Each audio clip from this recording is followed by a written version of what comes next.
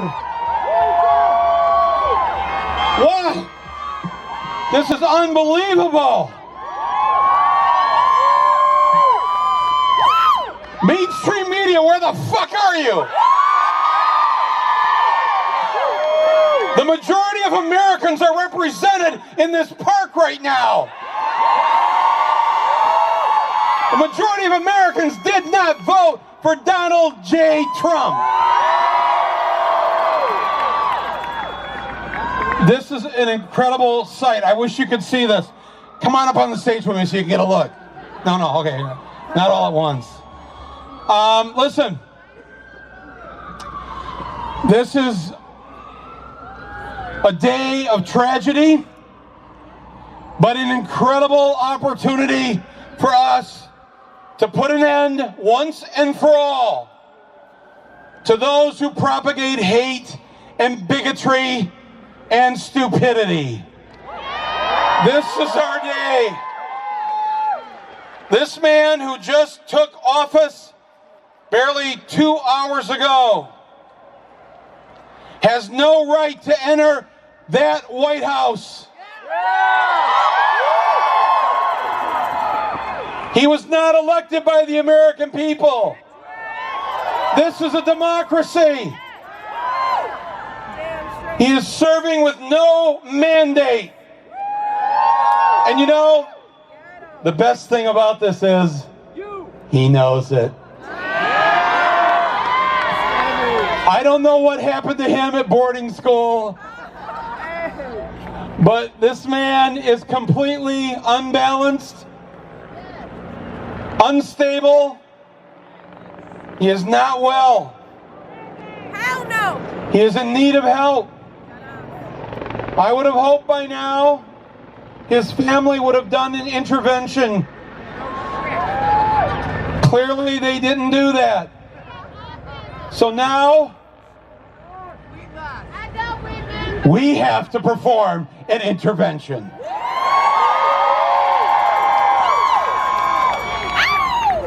Now, how do we do this? It helps us that he has such a thin skin. He can't stand the fact that people don't like him. He wants to be loved because he is the populist candidate. Right now, people are forming along the parade that's about to start, that's coming up Pennsylvania Avenue, and he's going to see that the people opposed to him outnumber his supporters by 3 or 4 to 1. And he is going to be forced to look at every single one of us, every single sign. His mental state is not going to be able to handle it. Let me tell you why.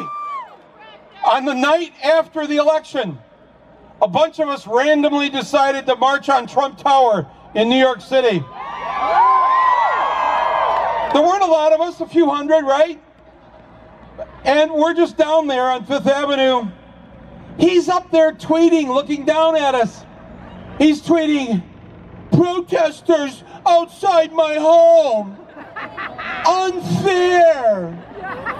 Unfair. Wrong." It's like he was discombobulated by just a few hundred people. You know, he had just pulled off the biggest ruse in the last 16 years by winning when he lost.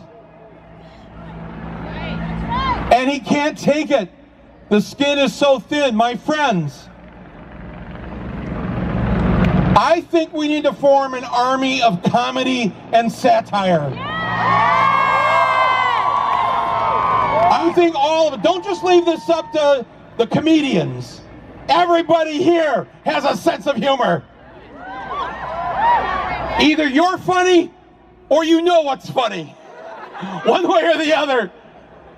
You need, with your friends and your communities, to use satire because it can be devastating.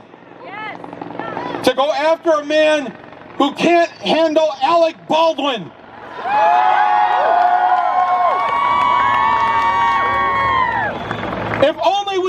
around during Reagan and Nixon. All we needed was Alec Baldwin.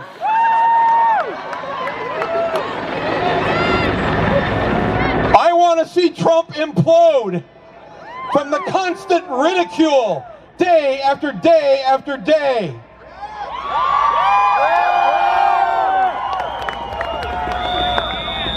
It's like we don't need to point out anymore the things that are just so obviously wrong about what he says or does.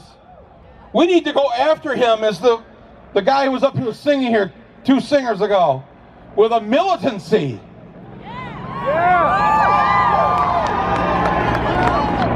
After all, that should work. The press, oh, that's a bad word. Really? Because we're such a militaristic country. What would nonviolent militancy look like? What if we were militant but didn't hurt anybody? What if our militancy, a militancy of love and peace and kindness and tolerance and compassion?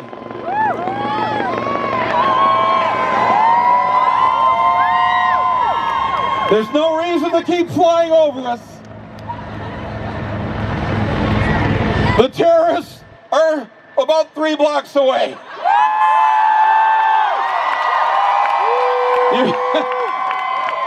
You've got nothing to worry about with us. All we have are some signs and a little weed. Oh, maybe that's what they want, the weed. Up there getting a contact high. No, but seriously, folks, we have to commit to a few things to succeed, because all kidding aside here, they hold the actual legal power now, all of it. And I'm going to tell you this, I'm sorry to be a downer about this. You know, he cut the parade short today. It's only going to go an hour and a half. It's going to be done by like 4:30. The parade's usually 3 to 4 hours long. Why did he cut it short? Because he wants to get in that house and start signing executive order after executive order. I was just talking to some of our LGBT friends back here. At 12:01, after he was sworn in, he already had the federal government take down the LGBT rights page on the whitehouse.gov site. Yes. The first thing he did. Really, and I thought, really, of all the things on your mind in your first minute of your presidency, let's get that LGBT page off of you. I can't have it up there. Take it down. Why? Because you think if you can make a page disappear, you can make the LGBT community disappear? Are you freaking kidding me? We're not going anywhere. In fact, let me tell you something. I don't even want to use those words LGBT community anymore, because we are the LGBTQ community. There's no difference. We are all that community.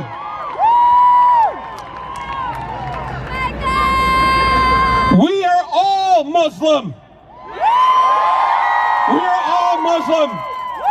If you set up a Muslim registry list to register Muslim Americans, my name will be the first one on that list. Who will join me and sign up on the Muslim list?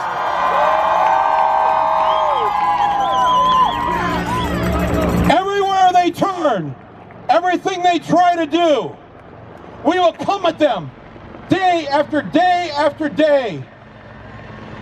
We are initiating today the first 100 days of resistance. This has to happen. And it only is going to work if everyone commits to every day doing something as a citizen. Every day. You don't have to quit your day job. You don't have to drop out of school. You just have to take a couple minutes every day.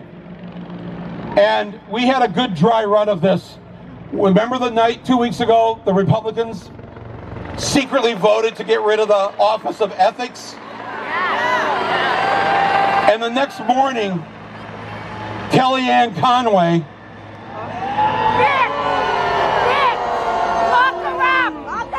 went on the Today Show and Good Morning America to support the Republican Congress getting rid of the Office of Ethics. That was at 7 a.m. and 8 a.m.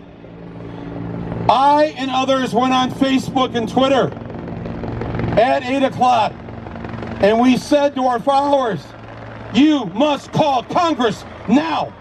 Stop what you're doing. Call 202-225-3121 and ask for your member of Congress. If you don't know who it is, just give me your zip code. A human answers the phone on the congressional switchboard. If you just give them your zip code, they will send you right to your congressperson. Call them now and say, no, you cannot close the Office of Ethics. Congressman Emanuel Cleaver from Missouri that night said there was an avalanche of phone calls. The congressional switchboard was jammed. Between 8 a.m. and 10 a.m., tens of thousands of phone calls. At 10:07 a.m., Donald Trump goes on Twitter and says, okay, members of Congress, we don't need to do this today. We got more important things to do. They were shut down in 2 hours because the members of Congress got afraid. The people did that. The people did that.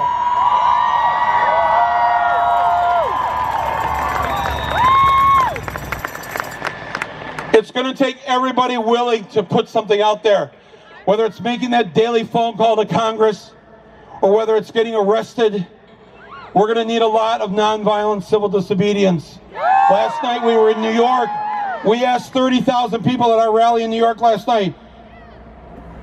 The mayor of New York will not allow his police force to round up Mexicans and others to be taken out of the city.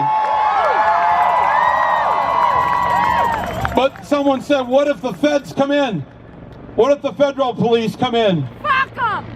And so I said, who amongst us here, who will commit right now, if they come into this city to remove immigrants, who will join me at the foot of the George Washington Bridge, the Lincoln Tunnel, the Holland Tunnel, and not let them leave this city?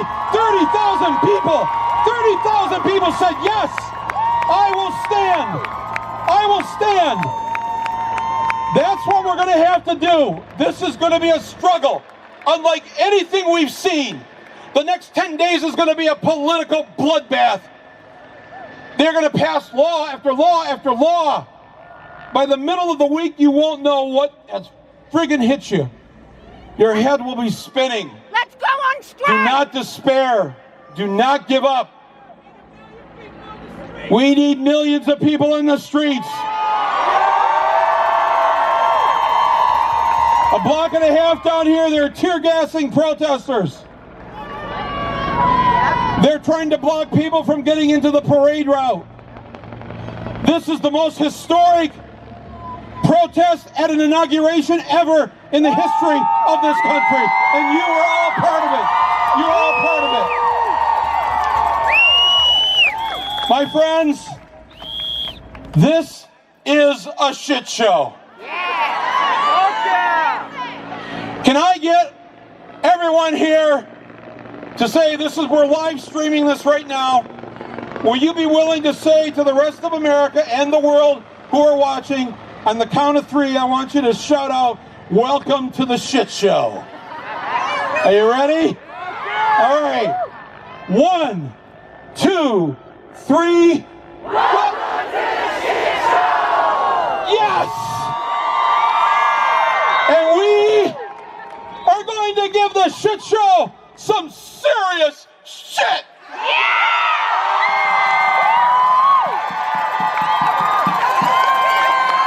Do not not despair. Do not give up. My mother was born 9 months after women got the right to vote. 9 months after. And those women, think about that. 100 years ago.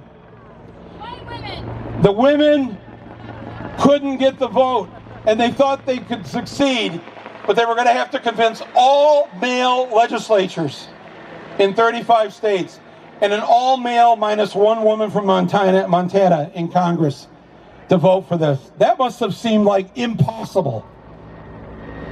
And yet they did it. Only men could vote on this. And these were men born in the 19th century. And they did it.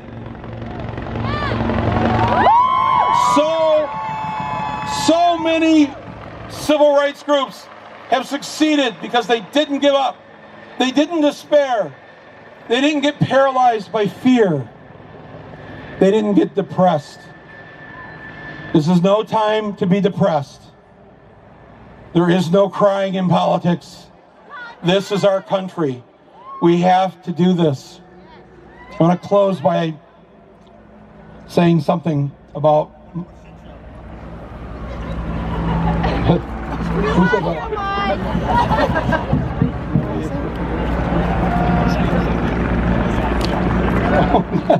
They want to do... They like the shit show idea.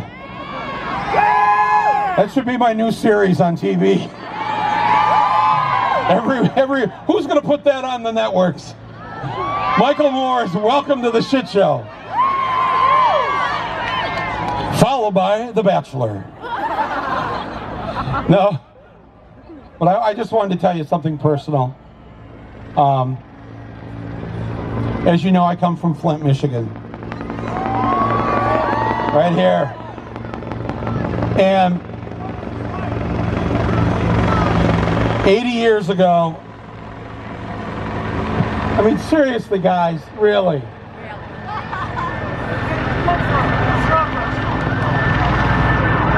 80 years ago tonight, my uncle was in the 21st day of participating with 700 other auto workers in taking over the General Motors factories. They took the factories over for 44 days in Flint. They locked out GM. They wouldn't let them in. And they demanded a union. And 44 days later, after GM had turned off the heat in the dead of winter, turned off the water, 44 days later, they succeeded in the first union contract for a major industry. It created the UAW. My uncle and my family were involved in that. And so I know from growing up in this family what it takes to make something happen. It's not one day. It's not one demonstration. It's not one letter to your member of Congress or one phone call. It's not you sitting around in justifiable outrage saying, Let's strike. That electoral college, we got to get rid of that. This has to stop, this sort of mealy-mouthed kind of wimpy behavior on our part. I'm serious. Because the other side, they are relentless. They have the courage of their convictions. They will not stop. They demand that they win even when they lose. They lie. They hate. They cheat. They play on people's fears. They support a system of enforced ignorance, which we call the mainstream media. And let's admit it, they succeed. Donald J. Trump outsmarted the Democratic Party. Let's, as the first step of our 12-step program, let's admit they outsmarted the Democrats. So I can't do anything about Trump and his tactics, but we can do something about the so-called people that say they support us. The old guard of the Democratic Party has to go. They have got to go. They are in the way. They are a hindrance to our success. They will lead us down the path. They are supported by Wall Street. They are supported by corporate America. We need new leadership, new blood, young people.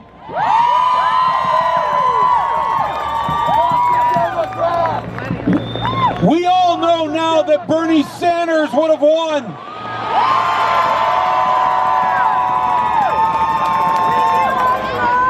Are you going to let this happen again when they run another Democrat that's just part of the same old, same old?